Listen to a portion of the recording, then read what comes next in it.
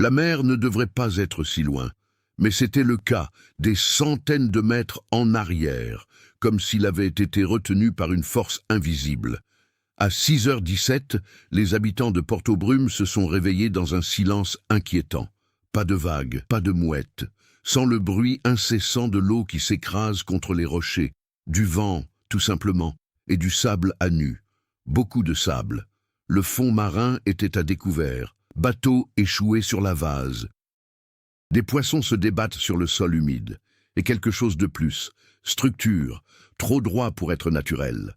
Toit, cheminée, un clocher en ruine émergeant de ce qui devrait être l'océan. Quelqu'un a crié. Un pêcheur a laissé tomber son filet. Un enfant a montré du doigt quelque chose qui bougeait parmi les décombres, car il ne s'agissait pas simplement de ruines.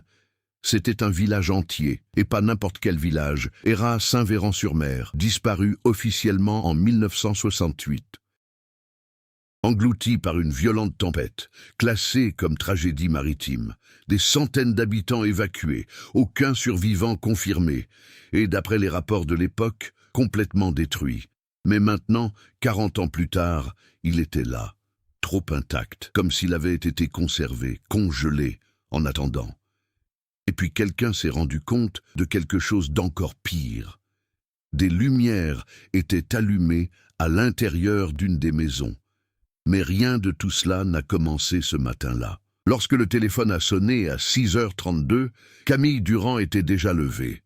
Elle n'y vivait plus de son plein gré. Elle était retournée à Port-au-Brume 3 mois plus tôt, après le décès de sa mère. Je voulais vendre la vieille maison familiale et quitter définitivement la côte française.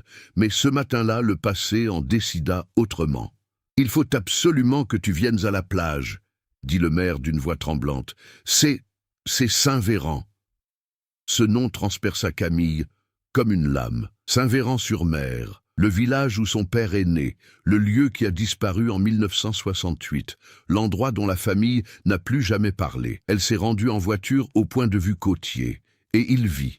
La mer s'était retirée comme si elle obéissait à un ordre invisible. Le fond marin mis à nu révélait des rues entiers, des maisons alignées. La tour de la vieille église Saint-Véran apparaît penchée, mais non détruite. Camille sentit son estomac se nouer. Cela ne ressemblait pas à des dégâts causés par une tempête. Cela ressemblait à un abandon soudain. C'était comme si les gens s'étaient enfuis ou ont été interrompus. La nouvelle s'est répandue en quelques minutes. La route côtière était encombrée de voitures. Des drones ont commencé à survoler la zone. La municipalité a tenté de bloquer l'accès, mais il était impossible de le contenir. Camille n'était pas là uniquement en tant que résidente. Elle était historienne locale, spécialiste des archives maritimes anciennes. Et pire encore, son père figurait parmi les dernières personnes vues à Saint-Véran avant sa disparition. Il avait 12 ans à l'époque. Il a survécu car il a été hospitalisé à Brest, où il rendait visite à un oncle. Tous les autres membres de la famille sont restés, et ils ont disparu.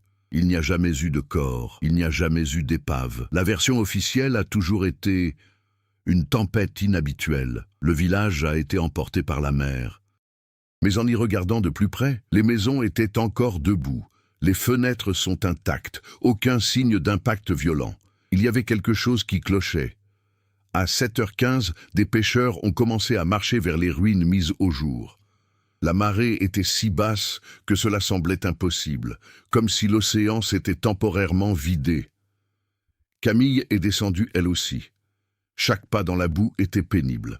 Lorsqu'il arriva à la première rue, il vit quelque chose qui fit battre son cœur à tout rompre. Les panneaux de signalisation sont encore lisibles. Horloge fixée au mur extérieur. Tout le monde a prévu de se rendre au même moment. 18h42. Elle en prit note mentalement. 1 heure précise, trop précis. Et puis il réalisa autre chose. Il n'y avait pas d'algues épaisses. Il n'y avait pas de corrosion typique de décennies d'immersion. C'était comme si le village avait été préservé en suspens, non écrasé par la pression marine, mais isolé, enregistré. Tandis que Camille observait en silence, le maire, avide d'attention nationale, parlait déjà de tourisme, de miracles historiques et d'opportunités économiques. Pour lui, c'était un spectacle. Pour elle, c'était personnel. Elle savait que quelque chose n'allait pas. Et ce n'était pas tout. En entrant sur la vieille place centrale, il découvrit quelque chose qui n'aurait pas dû s'y trouver.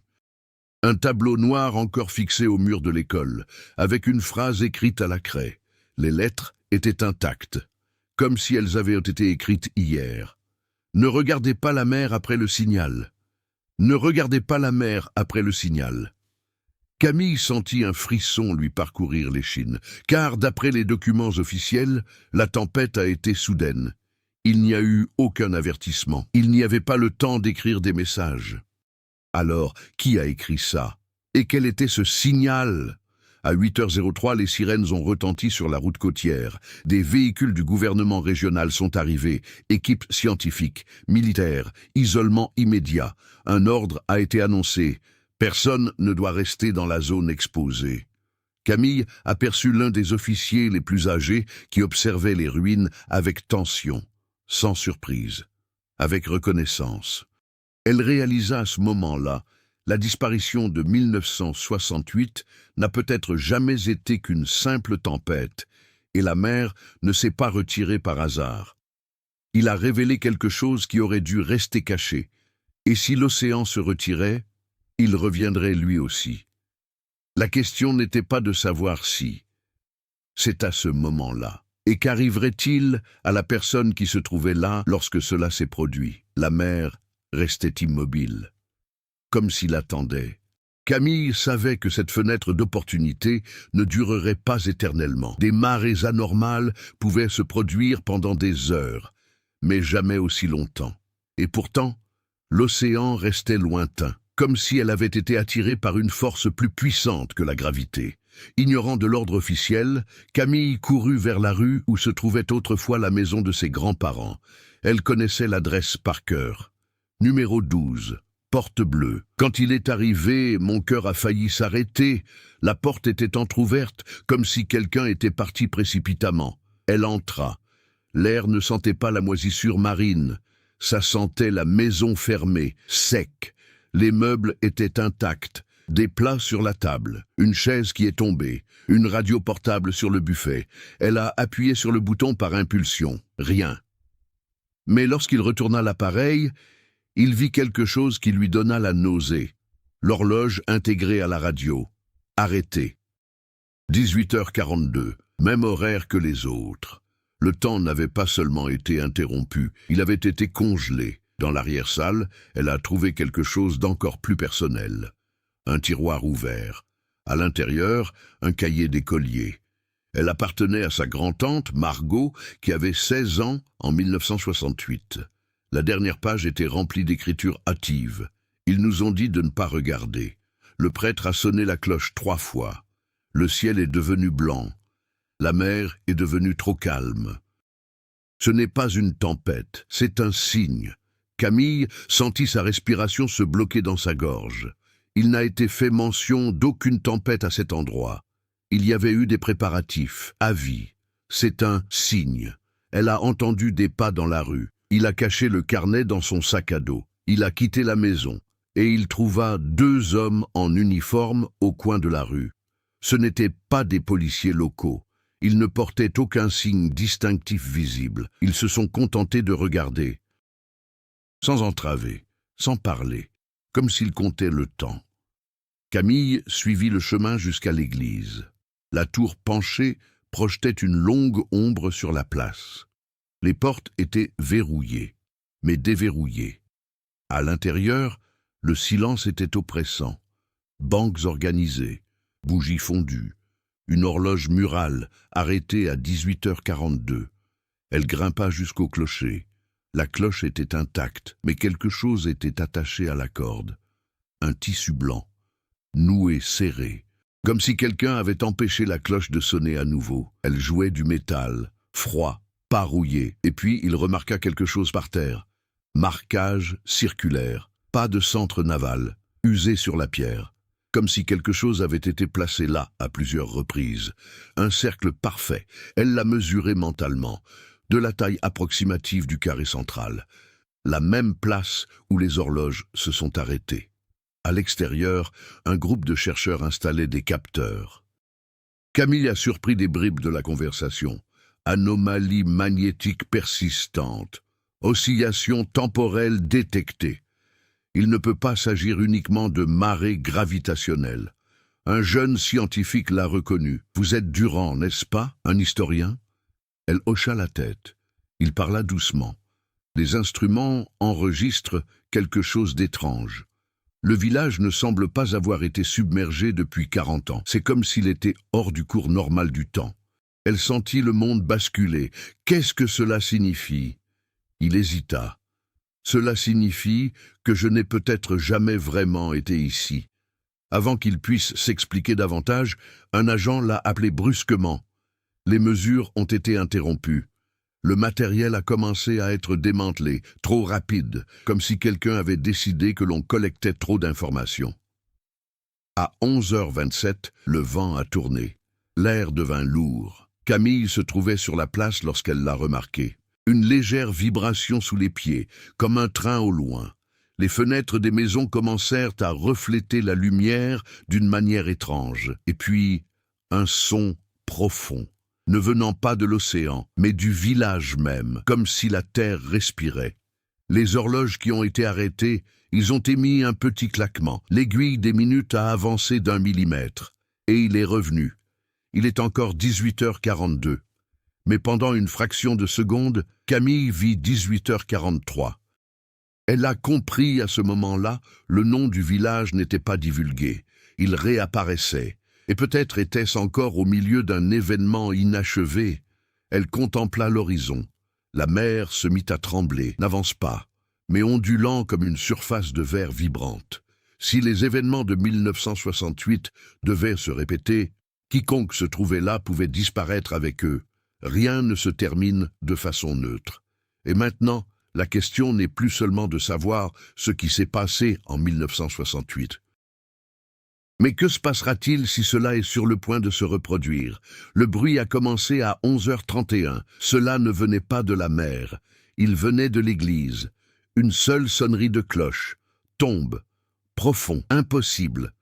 Camille se trouvait sur la place lorsqu'elle l'a entendu. Ils se sont tous figés. Le tissu blanc était toujours attaché à la corde. Elle l'avait vu elle-même. La cloche n'aurait pas dû sonner. Mais ça a fonctionné. Une fois. Et puis, les portes de l'église s'ouvrirent lentement. Seul. Le vent n'était pas assez fort.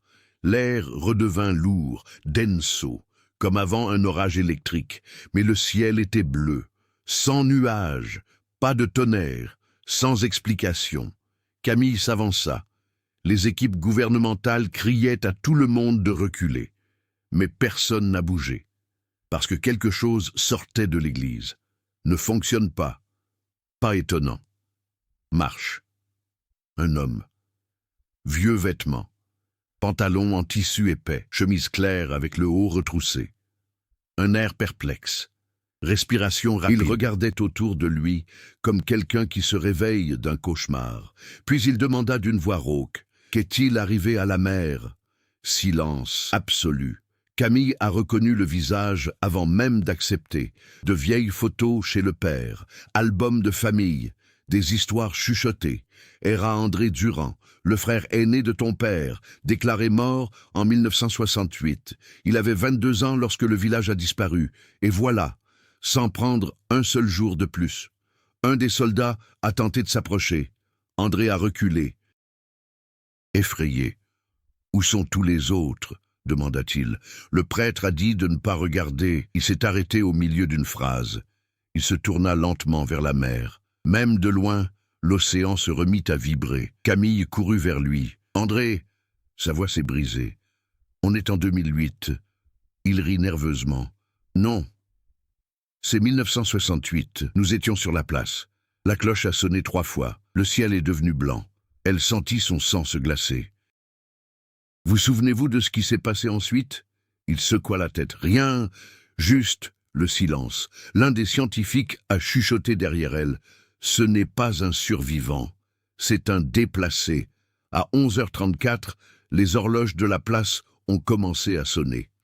Les aiguilles de l'horloge tournaient violemment, de 18h42 à 18h43. Retour à 18h42, à plusieurs reprises. L'air commença à scintiller légèrement, et alors, le sol de la place émit le même son grave que Camille avait déjà entendu.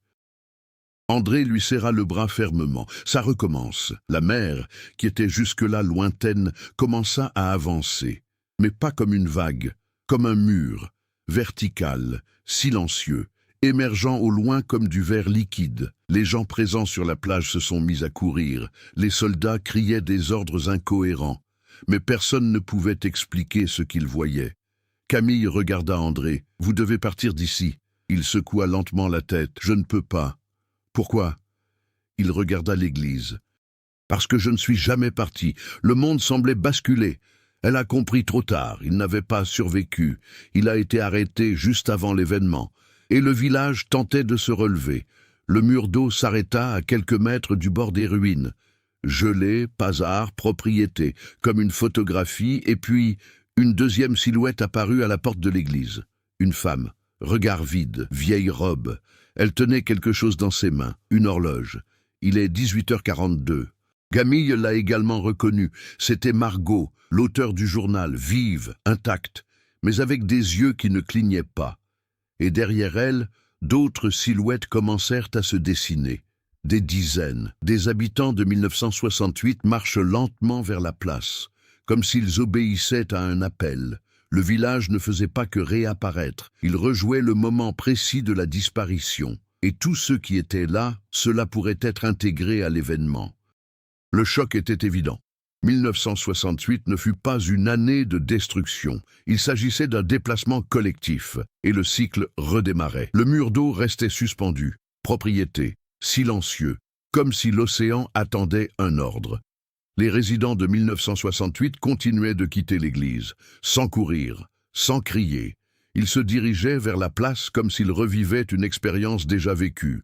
L'armée a finalement réagi. « Retrait immédiat !» a crié un officier. Des hélicoptères ont commencé à survoler la zone. Des drones ont décollé. Les capteurs ont été activés. Et puis, un événement inattendu s'est produit. Rien n'a empiré. Pendant plusieurs minutes, aucune vague ne s'est brisée. Aucune lumière blanche n'est apparue, aucun son supplémentaire. L'événement semblait stable. Un physicien du gouvernement nommé Laurent Bessières a rapidement constitué une équipe improvisée.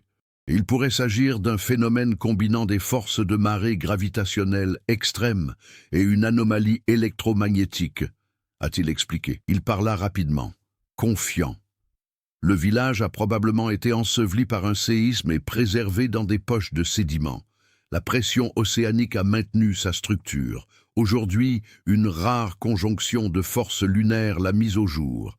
Ça avait l'air technique, cela semblait complexe, mais cela paraissait rationnel. Les gens en avaient besoin. Ils avaient besoin de croire que c'était de la science. Aucun décalage temporel. L'événement ne doit pas se répéter. Pas quelque chose de plus important. Camille a remarqué le schéma. En 1968, on a parlé d'une tempête. On l'appelle désormais une marée anormale. Des noms différents, même la peur. À 12h12, le mur d'eau a commencé à se retirer lentement, sans tomber. Aucun impact. Je me retire simplement en pleine mer. Le village restait visible. Les habitants de 1968 étaient rassemblés sur la place, confus. Certains se sont mis à pleurer, d'autres ont embrassé des proches qui avaient 40 ans. André tenait le visage d'un homme âgé qui tremblait, son propre frère, le père de Camille. Une réunion était impossible, c'est réel. Les médias nationaux l'ont diffusé en direct. Tout le pays regardait. Ce fut le miracle du siècle. Les personnes disparues reviennent. L'heure est rétablie. Camille croyait presque que le pire était passé. Peut-être l'événement avait-il tout simplement libéré le village. Le cycle était peut-être achevé, peut-être que personne d'autre ne disparaîtrait. À 12h47, les horloges se sont remises à fonctionner, tous, en même temps. 18h42 est devenu 18h43, après 18h44. Mais le soleil était haut dans le ciel. Les horloges affichaient une heure qui ne correspondait pas à la date du jour.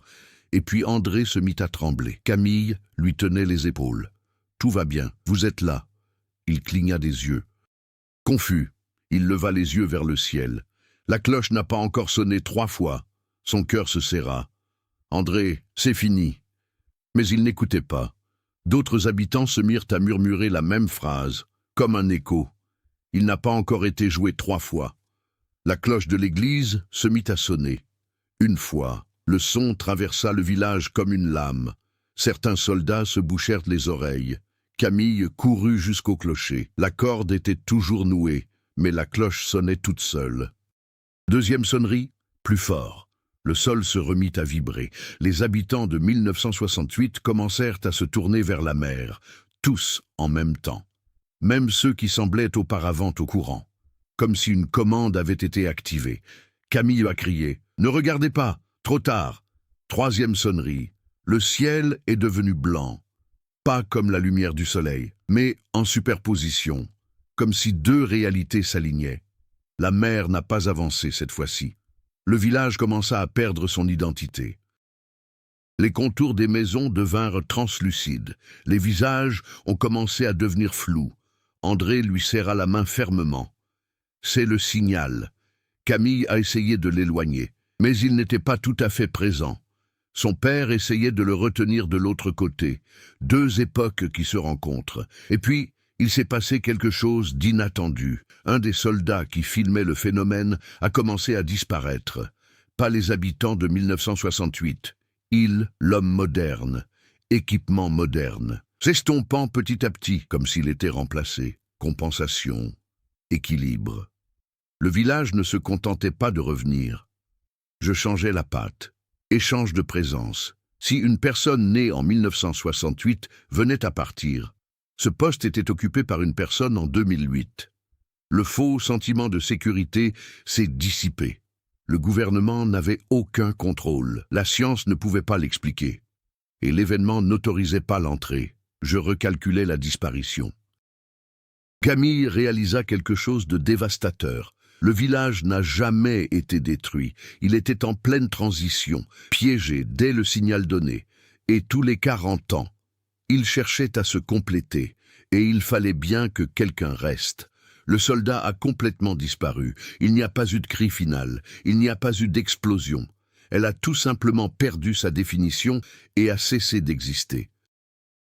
À l'endroit même où je me trouvais, pendant une fraction de seconde, la silhouette floue d'une personne vêtue de vêtements de 1968 est apparue. Les habitants du village échangeaient leurs services, rééquilibraient l'événement interrompu. Camille sentit la panique monter en elle, comme une traînée de poudre. « Éloignez-vous de la place !» cria-t-elle. Mais il était trop tard. Les habitants de 1968 contemplaient intensément la mer Blanche, comme s'ils étaient témoins de quelque chose que seuls eux pouvaient voir. Le père de Camille tenait toujours André dans ses bras, mais André était déjà translucide. « Je dois y retourner » murmura-t-il. « Non » répondit-elle. Il sourit. Triste. Si je reste, quelqu'un d'autre prendra ma place. Elle a compris. Ce phénomène ne permettait aucun excès.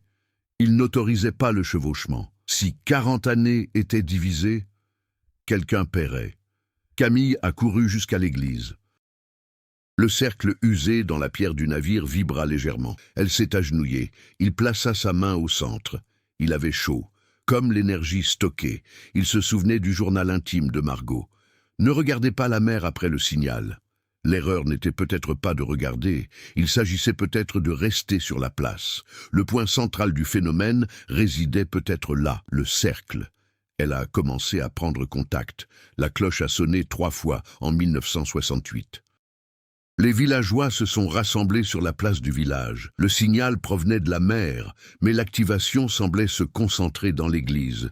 Peut-être ce phénomène nécessitait-il une intervention humaine. D'après les observateurs, de la présence collective, elle est revenue en courant. « Fermez les yeux !» cria-t-il à tout le monde. Certains obéirent, d'autres étaient trop hypnotisés. Le ciel commença à blanchir à nouveau, plus intense, plus rapide. Le temps se gâtait. Les horloges se mirent à tourner frénétiquement. 18h42, 18h43. 18h42, 18h43. Le sol vibrait comme un moteur gigantesque. Les maisons alternaient entre opaques et translucides. Camille vit un autre échange commencer. Un journaliste moderne a commencé à disparaître lentement. Au même instant, un enfant né en 1968 était en train d'être défini. C'était une mathématique cruelle. Indemnisation exacte. Camille réalisa quelque chose de dévastateur. Le village ne voulait pas revenir entier. Il voulait immortaliser le moment précis de la disparition. L'événement était bloqué à minuit 3, et il fallait que ce soit terminé. Si personne n'était là lorsque le signal s'est arrêté, peut-être que le cycle prendrait fin. Mais il y avait des centaines de personnes dans les environs. Militaires, résidents, presse. Parvenir à cet équilibre nécessiterait de nombreuses personnes. Trop. André était pratiquement invisible à présent. Il regarda Camille une dernière fois. « Dis à mon frère que je n'ai jamais eu peur. » Puis il a disparu, aucune douleur, silencieux, remplacé par un jeune pompier moderne qui a commencé à perdre de sa superbe au même moment. Camille sentit quelque chose se briser en elle. Cet événement n'était pas un miracle, c'était un mécanisme. Elle courut jusqu'au centre de la place, au point précis où les horloges étaient alignées. Si le cercle dans l'église était à l'origine, la place était peut-être le point central. Le ciel est devenu complètement blanc. Pas d'horizon sans mer, pas de village, lumière seulement. Elle a crié « Arrête de regarder !» et il ferma les yeux. Respiration rapide. Il a raconté son histoire. 1, 2, 3. Le son de la troisième cloche retentit à nouveau.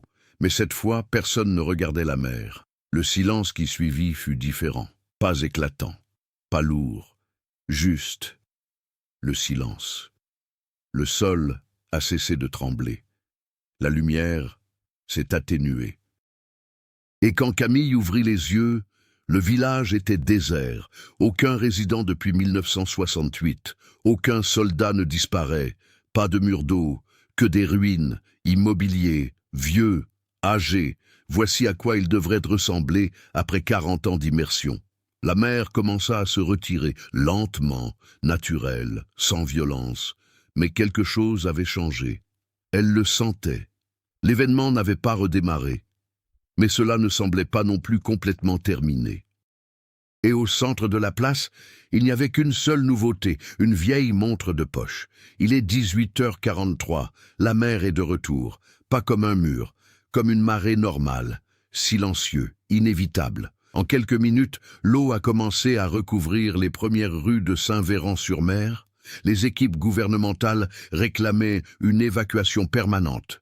Drones récupérés. Les hélicoptères s'éloignent. La diffusion en direct a été brutalement interrompue. Interférence technique. Camille resta sur la place jusqu'à ce que l'eau lui arrive aux chevilles.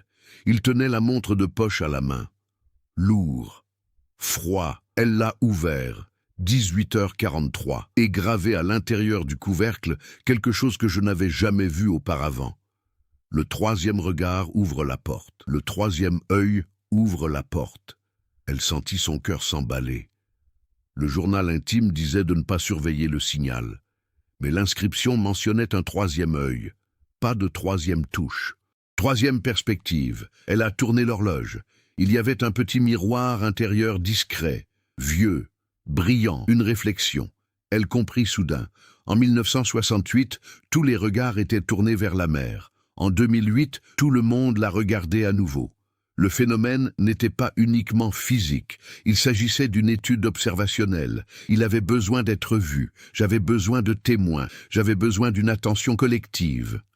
Comme si la conscience humaine faisait partie intégrante du mécanisme. Et à ce moment-là, des millions de personnes regardèrent la télévision.